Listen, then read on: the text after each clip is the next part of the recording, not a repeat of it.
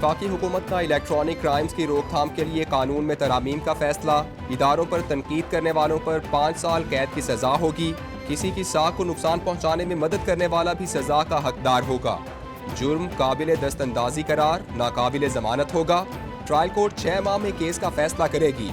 Trial court हर माह तफसीलात high court जमा करवाएगी।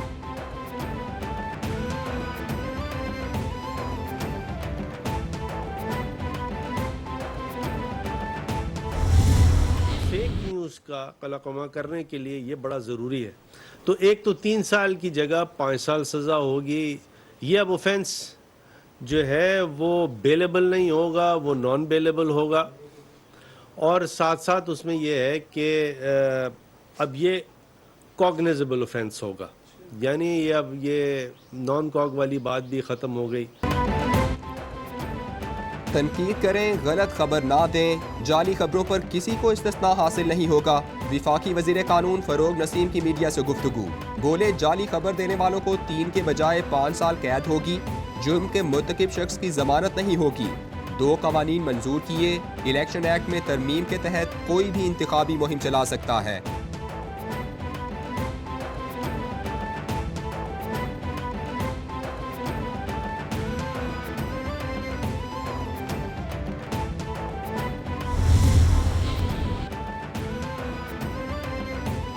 हुकूमत जो भी कवानीन बना रही है, कहने को तो मीडिया और अपोजिशन की आवाज़ बंद करने के लिए है, मगर ये कवानीन इमरान एंड कंपनी के खिलाफ इस्तेमाल होने वाले हैं। मरियम नवाज का पाकिस्तान इलेक्ट्रॉनिक एक्ट तरमीमी ऑर्डिनेंस पर रद्द-ए-अमल। कहती है, फिर ना कहना बताया नहीं।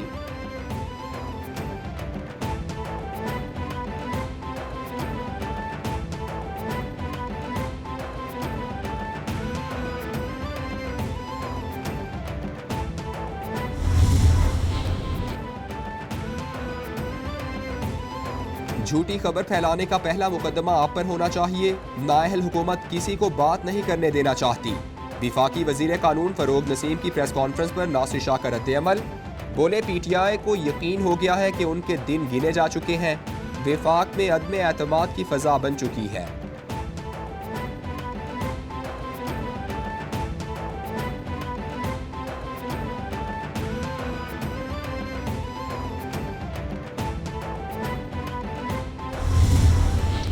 बुनियाद बनाकर लोगों को सजाएं दी जाएंगी, गलत सजाएं दी जाएंगी। और आज जो तरमीम हुई है वो बड़ी ख़तरनाक है। बड़ी अजीब एक बात यह है कि इस मुल्क की तारीख में अगर किसी सियासी जमात ने सबसे ज़्यादा झूठ बोला है तो PTI ने बोला है। अगर सबसे ज़्यादा झूठी खबरें किसी सियासी जमात ने फैलाई हैं तो PTI ने फैलाई हैं। आज भी जो झूठे इल्ज़ामात लगाते हैं, गलीज़ तरीन इल्ज़ामात लगाते हैं सियासी मुखालिफिन पर, ये लगा रहे हैं। पैका कवानीन के तहत जबान बंदी की कोशिश की गई। गलत खबर को बुनियाद बनाकर किसी को भी जेल में डाल सकते हैं। मुल्क की तारीख में सबसे ज्यादा झूठ PTI ने बोला। हुकूमत ने खुशखबरी सुनाई कि मार्च में बिजली मजीद महंगी होगी। हुकूमत 60 अरब रुपए आवाम की जेब से निकालेगी। वजीर इत्तलात सिंध सईद गनी की मीडिया से गुफ्तगू।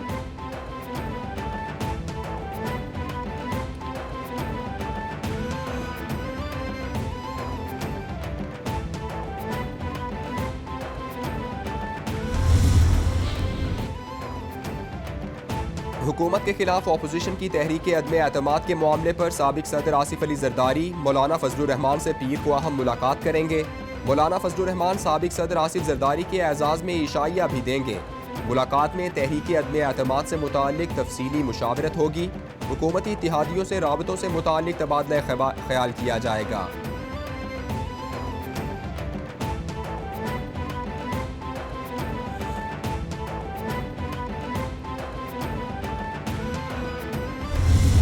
वो जो कहा करते थे हम 50 लाख घर देंगे बेघरों को, तुमने 50 लाख घर गिराए हैं गरीब लोगों के। वो जो कहते थे 1 करोड़ नौकरियां देंगे, सन 1947 से लेकर आज तक इन 74 सालों में पाकिस्तान के बड़े से बड़े अफसर से लेकर छोटे से छोटे सरकारी मुलाजिम तक अभी उनकी तादाद 1 करोड़ तक नहीं पहुंची, और ये हमें आती ही 1 करोड़ नौकरियों की बात करता है। पीटीआई की हुकूमत धांधली की पैदावार है। हुक्मरानों की नाकिस पॉलिसी से बायस ये दिन आया, हुकूमत को मुआशी दिवालिया कर दिया गया। मौलाना फजलुर रहमान का हंगू में जलसे से खिताब, बोले पीटीआई की हुकूमत मुल्क में फहाशी और बदअखलाकी का सैलाब लेकर आई, मगरबी और यहूदी तहजीब के खिलाफ सीसा पिलाई दीवार हूँ।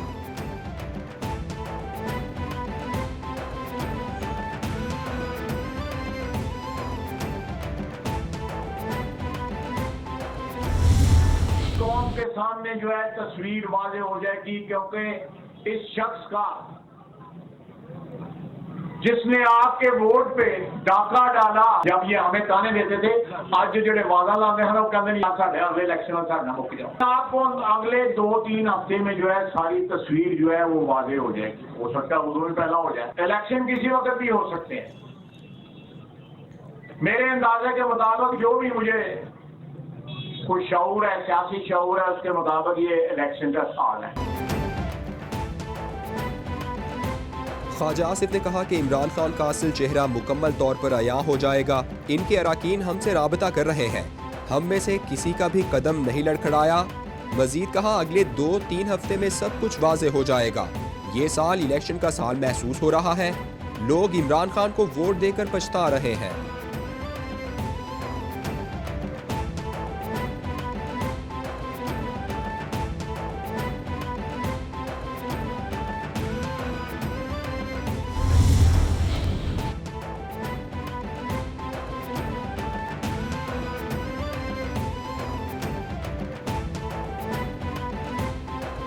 विफाकी वज़ीर इत्तलात फवाद चौधरी की ओपोजिशन पर तनकीद, कहते हैं 2 दिहाइयों बाद पाक ऑस्ट्रेलिया सीरीज पर पूरी कौम खुश है। अगर किसी के पेट में मरोड़ उठ रहे हैं तो वो हमारी चूचू का मुरब्बा ओपोजिशन है। सियासी मुखालिफिन पहले टेस्ट मैच के वक्त रावलपिंडी में अपना शो करना चाहते हैं।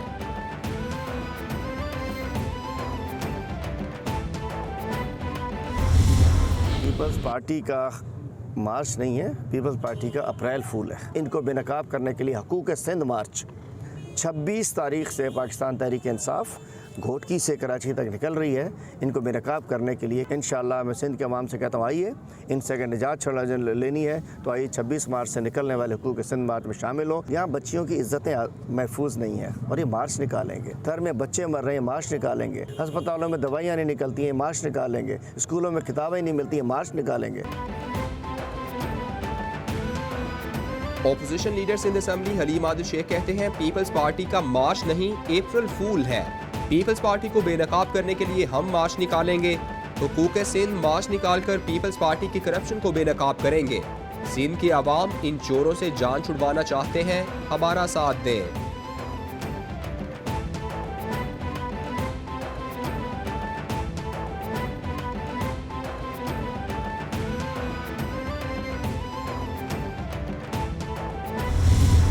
आज से पहले कभी किसी ने नहीं सोचा था कि कोई सोल्यूशन होना चाहिए।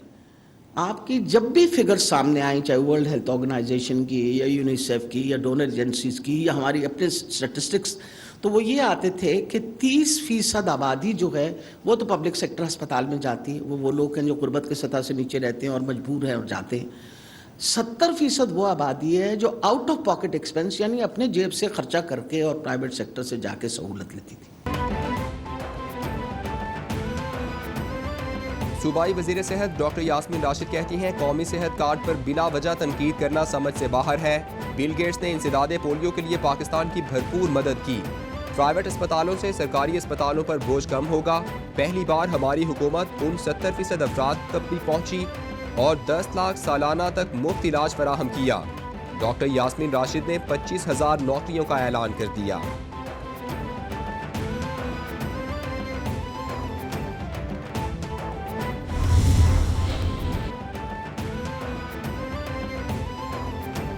मोहसिन बेग के खिलाफ थाना मागला में एक और मुकदमा दर्ज। सहाफ़ी मोहसिन बेग के घर से गैर कानूनी असलहा बरामद कर लिया। पुलिस ने दावा किया है कि मुलजिम ने खुद अपने घर से असलहा बरामद कराया।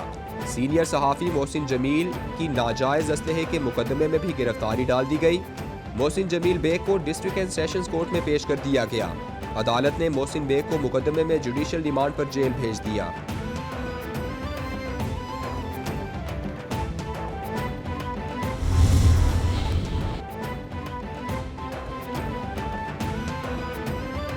फ़लस्तीनियों पर इसराइल का बदतरीन तशद्दुद, मकबूजा बैतुल मुक़द्दस में एहतजाजी नौजवानों पर जालिम फोर्सेस ने धावा बोल दिया। इसराइली फोर्सेस की बराह रास्त फायरिंग से 100 से ज़ायद फ़लस्तीनी शदीद जख्मी हो गए। इसराइली फोर्सेस ने शेख जर्राह में भी मुजाहिरीन पर हमला किया, जिसमें कई फ़लस्तीनी जख्मी हुए। फ़लस्तीनी शेख जर्राह में जबरी तौर पर घर खाली कराने के खिलाफ एहतजाज कर रहे थे।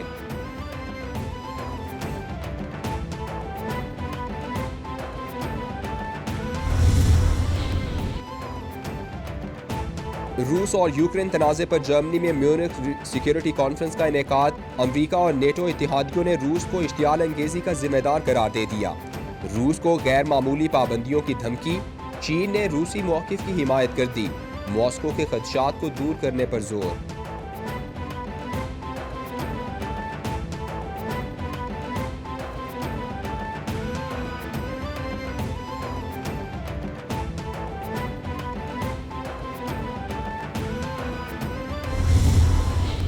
Карточка Амирахану, но притупилась, и поэтому ловит вот такие удары. Попадает справа. И забить. Выбор через блок, через защиту. Еще одну Да, но, конечно, Келл Брук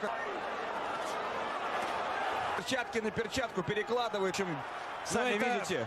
Пока в исполнении Амирахана. Тут Келл Брук может просто прервать бой. Но все выпустил. Они под занавес. Уходит Келл Брук без особых дивидендов. Да, очень дальние трибуны. और पाकिस्तानी नैयाद बरतानवी बॉक्सर आमिर खान अहम फाइट हार गए। मैनचेस्टर एरिना में होने वाली फाइट में केल ब्रूक ने आमिर खान को नॉकआउट कर दिया। बॉक्सर आमिर खान ने शिकस्त तस्लीम करते हुए कहा कि मैच से कबल ट्रेनिंग में शायद कुछ कमी रह गई थी।